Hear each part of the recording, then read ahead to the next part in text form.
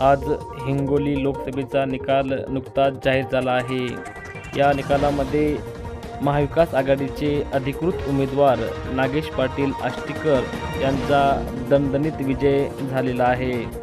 त्यांच्या विजयाने महाविकास आघाडीच्या कार्यकर्त्यांमध्ये हिमायतनगरमध्ये भव्य रॅली काढली आहे।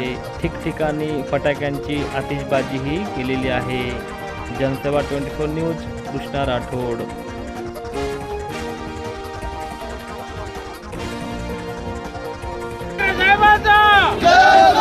महाविकास आघाडीचा नागेश पाटील साहेब तुम आगे बढ़ो, हम तुम्हारे साथ हैं। नागेश पाटील साहेब तुम आगे बढ़ो।